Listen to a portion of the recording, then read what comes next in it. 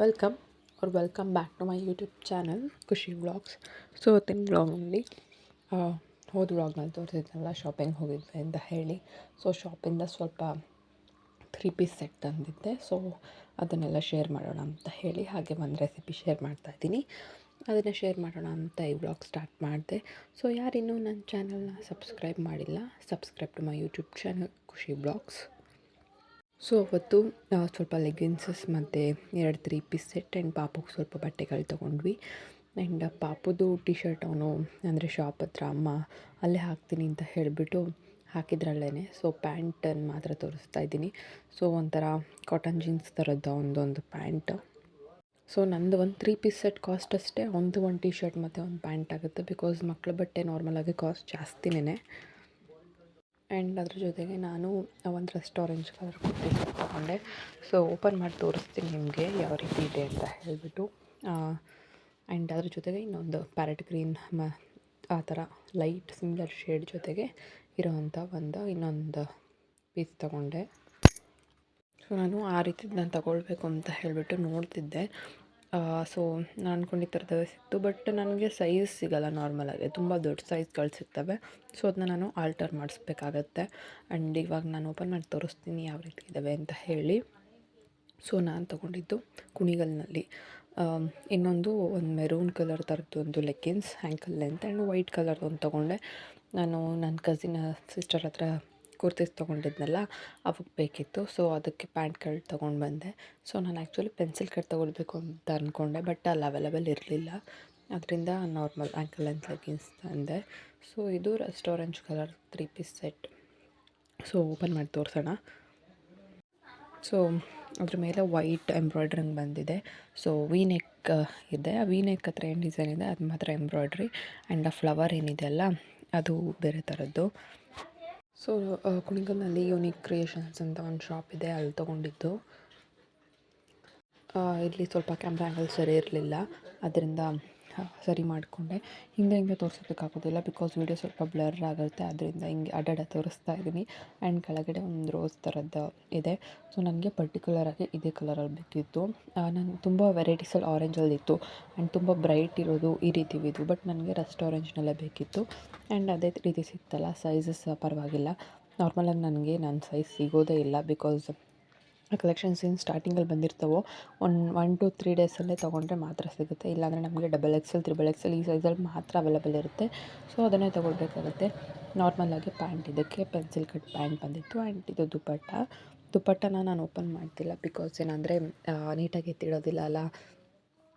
Top ಮತ್ತು pant ಅಂದರೆ ಇದಕ್ಕೆ ತೊಗೊಂಡೋಗ್ಬೇಕು ಸ್ಟಿಚಿಂಗಿಗೆ. ದುಪ್ಪಟ್ಟ ಎಲ್ಲ ಐರನಿಂಗ್ ಹೋಗುತ್ತೆ ಅಂತ ಹೇಳಿ ಅವನ್ನ ಹಂಗೆ ಇಡ್ತಾಯಿದ್ದೀನಿ. ಆ್ಯಂಡ್ ಸೆಕೆಂಡ್ ಒನ್ ಬಂದುಬಿಟ್ಟು ಇದು ಗ್ರೀನ್ ಮತ್ತು ಪಿಂಕ್ ಕಾಂಬಿನೇಷನ್ನಲ್ಲಿರೋ 3 ಪೀಸ್ ಸೆಟ್.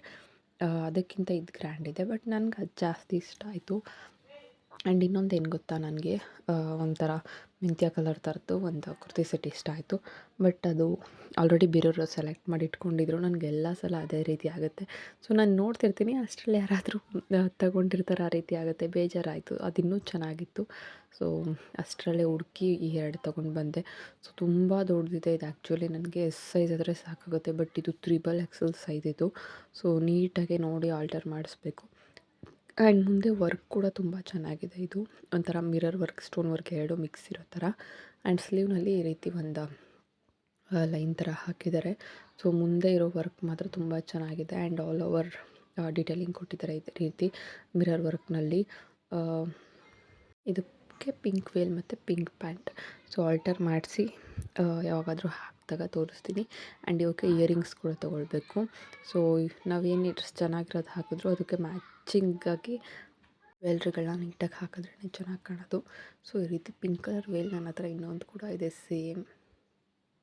ಸೊ ಅದು ಅಂಬ್ರೆಲ್ಲಾ ಡ್ರೆಸ್ದು. ಸೊ ವೈಟ್ ಮತ್ತು ಪಿಂಕ್ ಕಾಂಬಿನೇಷನಲ್ಲಿದೆ ಆ ಡ್ರೆಸ್ ಜೊತೆ ದುಪ್ಪಟ್ಟ.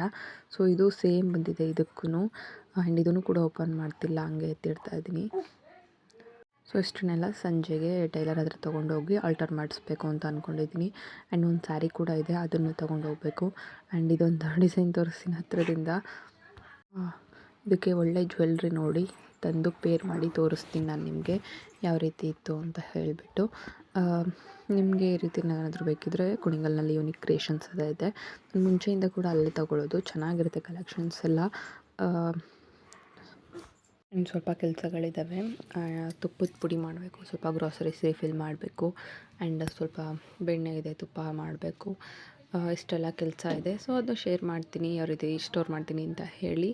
ಸೊ ಏಲಕ್ಕಿಗಳನ್ನ ನಾವು ರೀಸೆಂಟಾಗಿ ಕುಕ್ಕೆ ಸುಬ್ರಹ್ಮಣ್ಯಕ್ಕೆ ಹೋಗಿದ್ವಲ್ಲ, ಅಲ್ಲಿ ಚೆನ್ನಾಗಿರುತ್ತೆ ಸ್ಪೈಸಸ್ ಎಲ್ಲ ಅಂತ ಹೇಳಿಬಿಟ್ಟು ತೊಗೊಂಡು ಬಂದಿದ್ವಿ. ಸೊ ನಾವು ನಾರ್ಮಲಾಗಿ ಶಾಪ್ನಲ್ಲಿ ತೊಗೊಳ್ಳೋ ಏಲಕ್ಕಿಗಿಂತ ಅಲ್ಲಿ ತುಂಬ ಚೆನ್ನಾಗಿರುತ್ತೆ. ಕಲರ್ ಆಗಿರಲಿ, ಸ್ಮೆಲ್ ಆಗಿರಲಿ, ಫ್ಲೇವರ್ ಆಗಿರಲಿ ಚೆನ್ನಾಗಿರುತ್ತೆ ಇಲ್ಲಿಗೆ ಹೋಲಿಸಿದ್ರೆ. ಸೊ ತೊಗೊಂಡು ಬಂದಿದ್ದೆ ಅಲ್ಲಿಂದ. ಅದನ್ನ ಒಂದು ಗ್ಲಾಸ್ ಕಂಟೈನರ್ಗೆ ಹಾಕಿ ಎತ್ತಿಟ್ಕೊಳ್ತಾ ಇದ್ದೀನಿ. ಸೊ ಈ ಚಿಕ್ಕ ಚಿಕ್ಕ ಇದರಲ್ಲಿ ಸ್ಪೈಸಸ್ ಇಟ್ಕೊಳ್ಳೋಣ ಅಂತ ಹೇಳಿ ತಂದಿದ್ದೆ, ಅದಕ್ಕೆ ಹಾಕ್ತಾಯಿದ್ದೀನಿ.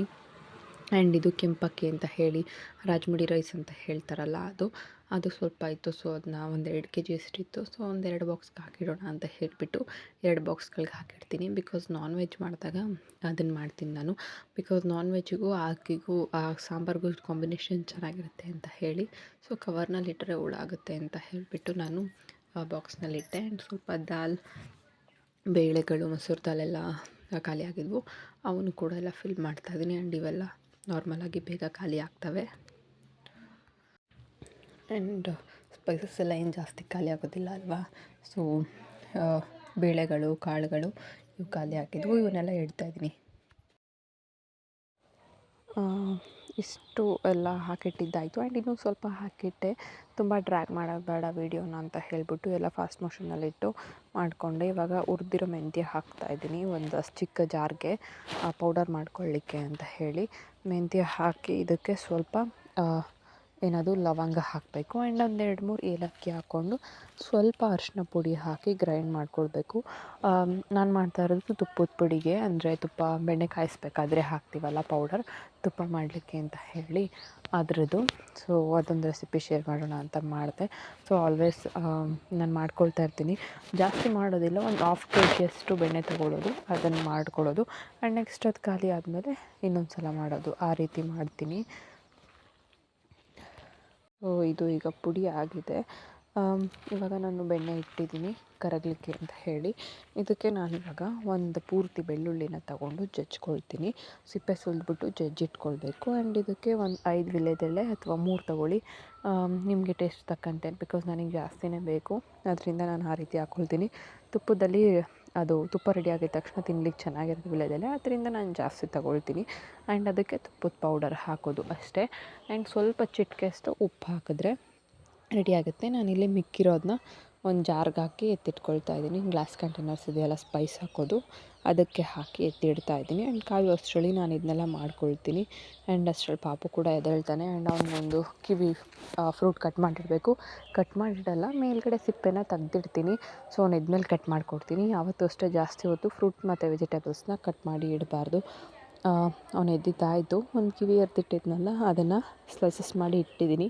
ಅವನೇ ತಿಂತಾ ಇದ್ದಾನೆ. ಸೊ ಅವ್ರಿಗೆ ತಿನ್ನೋಕೆ ಕೊಡೋದ್ರಿಂದ ಅವರೇ ಅಂದರೆ ಇಂಡಿಪೆಂಡೆಂಟಾಗಿ ತಿನ್ನೋದನ್ನ ಕಲ್ತ್ಕೊಳ್ತಾರೆ. ಸೊ ಅವನು ಶರ್ಟ್ನ ಬಿಚ್ಚಾಕಿ ಮಲಗಿದ್ದ. ಇದ್ದಿದ ತಕ್ಷಣ ಹೊಟ್ಟೆ ಹಸಿವು ಆಗಿತ್ತು ಅನಿಸುತ್ತೆ. ಸೊ ಅವನು ಶರ್ಟ್ ಹಾಕೋಕೆ ಕೂಡ ಬಿಡಲಿಲ್ಲ, ಊಟ ಬೇಕು ಅಂತ ಹೇಳ್ಬಿಟ್ಟು ಕೇಳ್ತಿದ್ದೆ. ಸೊ ಫ್ರೂಟ್ ಕೊಡೋಣ ಅಂತ ಹೇಳಿ ಫ್ರೂಟ್ ಕೊಟ್ಟೆ. ಸೊ ಇವಾಗ ಅವನಿಗೆ ಸ್ನಾನ ಮಾಡಿಸಿ ಆ್ಯಂಡ್ ಅವನ್ನ ಮನೆಯಲ್ಲಿ ಬಿಟ್ಟು ನಾನು ಸ್ವಲ್ಪ ಹೊರಗಡೆ ಹೋಗಿ ಬರಬೇಕು. ಸೊ ಆವಾಗಲೇ ತುಪ್ಪ ಕಾಯಿಸ್ಬೇಕು ಅಂತ ಹೇಳಿ ಬಟ್ಟೆಗಳನ್ನ ಮಡಚಿಡ್ಲಿಲ್ಲ, ಅಲ್ಲೇ ಬಿಟ್ಟೆ ನಿಮಗೆ ತೋರಿಸಿ. ಇವಾಗ ಅದನ್ನು ಮಡಚ್ಕೊಂಡು ತೊಗೊಂಡು ಹೋಗ್ತಾಯಿದ್ದೀನಿ. ಎಲ್ಲಿಗೆ ಅಂದರೆ ಟೈಲರ್ ಶಾಪ್ಗೆ. ಸೊ ಲೆಗ್ಗಿನ್ಸು, ಪಾಪು ಬಟ್ಟೆ, ದುಪ್ಪಟ್ಟ ತಗೊಳ್ತಾ ಇಲ್ಲ, ಪ್ಯಾಂಟ್ ಮತ್ತು ಕುರ್ತಿಗಳನ್ನ ತೊಗೊಂಡು ಹೋಗ್ತಾ ಇದ್ದೀನಿ ಸ್ಟಿಚಿಂಗ್ಗೆ ಅಂತ ಹೇಳಿ. ತುಂಬ ದೊಡ್ಡದಿದೆ. ಸೊ ಅಲ್ಲೇ ಇದ್ದು ನೀಟಾಗಿ ಸ್ಟಿಚ್ ಮಾಡಿಸಿ ಆ್ಯಂಡ್ ಅದೇನು ಫ್ರಿಲ್ಸ್ ಬರ್ದಂಗೆ ನೋಡಿಕೊಂಡು ಬರಬೇಕು. ಆ್ಯಂಡ್ ಇನ್ನು 3 ಪೀಸ್ ಸೆಟ್ಗಳನ್ನ ತೊಗೊಳ್ಳೋದಿಲ್ಲ, 1-2 2 ಪೀಸ್ ಸೆಟ್ ಬರುತ್ತಲ್ಲ ಕಾಟನ್ನಲ್ಲಿ, ಆ ಥರದ್ದವನ್ನ ತೊಗೊಳ್ಬೇಕು. ಎಷ್ಟು ಡ್ರೆಸ್ಸಸ್ ಇದ್ರೂ ಸಾಕಾಗೋದಿಲ್ಲ ಒಂದೊಂದು ಸಲ. ಸೊ ಹಿಂಗೆಲ್ಲಾದರೂ ಹೋದಾಗ ಅವಾಗವಾಗ ಒಂದೊಂದು ತೊಗೊಳ್ತಾ ಇರ್ತೀನಿ. ಅದೇ ಅಂದರೆ ತೊಗೊಳ್ಳೇಬೇಕು ಅಂತ ಹೋಗೋದಿಲ್ಲ. ಸೊ ನೋಡೋಕೆ ಹೋದಾಗ ನನಗೆ ಇಷ್ಟ ಆದರೆ ಒಂದೊಂದು ತೊಗೊಂಡು ಬರ್ತೀನಿ, ಆ ರೀತಿ ಮಾಡ್ಕೊಳ್ತೀನಿ. ಆ್ಯಂಡ್ ಇವಾಗ ಎತ್ತಿಟ್ಟಿದ್ದಾಯಿತು, ಹೋಗಿ ಬಂದು ಆ್ಯಂಡ್ ಪಾಪುನ ಸ್ವಲ್ಪ ಆಟ ಆಡ್ಲಿಕ್ಕೆ ಕರ್ಕೊಂಡು ಹೋಗಬೇಕು ಅವ್ನ ಕಝಿನ್ ಹತ್ರ. ಸೊ ಆಯಿತು, ಇವತ್ತಿನ ವ್ಲಾಗ್ ಇದಾಗಿತ್ತು. ಸೊ ನಾನು ನೆಕ್ಸ್ಟ್ ವ್ಲಾಗ್ನಲ್ಲಿ ಸ್ವಲ್ಪ ಬ್ಲೌಸ್ ಸ್ಟಿಚ್ ಮಾಡಿಸಿದ್ದೀನಿ, ಆ ಪ್ಯಾಟ್ರನ್ಸ್ಗಳು ಹೇಗಿದ್ದಾವೆ ಅಂತ ತೋರಿಸ್ತೀನಿ ನಾನು ನಿಮಗೆ. ಆ ಪಾಪು ನನ್ನ ಕಸಿನ್ ಹತ್ರ ಕರ್ಕೊಂಡು ಬಂದೆ. ಒಂದು ಸ್ಲಿಪ್ಪರ್ ಅವ್ನು ಹಾಕ್ಕೊಂಡಿದ್ದಾನೆ ಆ್ಯಂಡ್ ಇನ್ನೊಂದು ಸ್ಲಿಪ್ಪರ್ ಇವ್ನು ಹಾಕ್ಕೊಂಡು ಇಬ್ಬರು ಕಿತ್ತಾಡ್ಕೊಂಡು ಆಟ ಆಡ್ತಾ ಇದ್ದಾರೆ. ಇದಾಗೈತೆ ಇವತ್ತಿನ vlog. Thank you for watching my video and subscribe to my YouTube channel Khushi vlogs. ಹಾಗೆ ವಿಡಿಯೋ ನೋಡೋ ಜೊತೆಗೆ ಲೈಕ್ ಕೂಡ ಮಾಡಿ.